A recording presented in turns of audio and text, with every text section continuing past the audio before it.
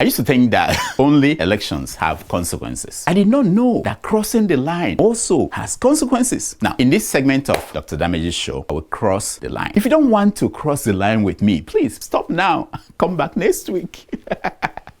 But if you cross the line with me, just know that there are consequences. Take a look. He's not being rational. He's absolutely irrational in his thinking and in his public commentary for a man who was governor for 8 years, who left nothing to remember in Anambra State by way of a legacy or transformation.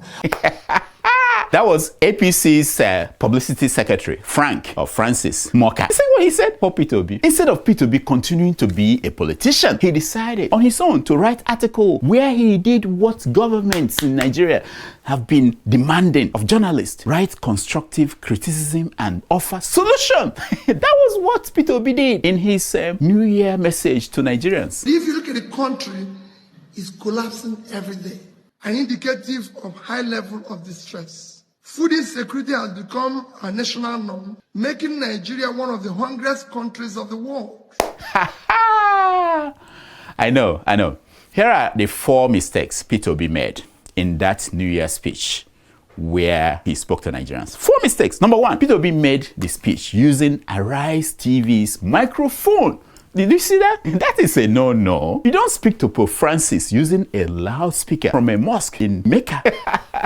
Now, number 2, the most upsetting thing that Peter Obi did was to tell the president to visit Nigerians and see how the people he governs are suffering. Come on. What kind of nonsense advice is that? By the way, who asked Peter Obi for advice?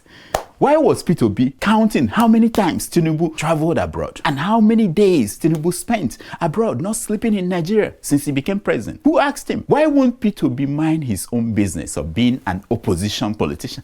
Why? Now, to make matters worse, this is the number 3. Before the speech, Peter Obi visited an IDP camp. And while speaking, he called on Tinubu to visit any IDP camp in Nigeria and see for himself what Nigerians are going through in their own country. What kind of nonsense talk is that? Apart from President Obama, has Peter Obi seen any American president visit any reservation in America where American Indians who own America are locked up? None. Nonsense.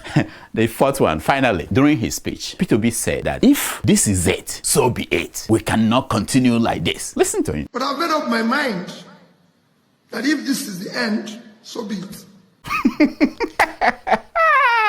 Nonsense. What Peter Obi said in the world of Tinubu's people is considered treason. Yes, you are not allowed to kill yourself. Not in Nigeria. Only the government is allowed to kill you. Shobo! Africans. Who did this to us? Who did this to us?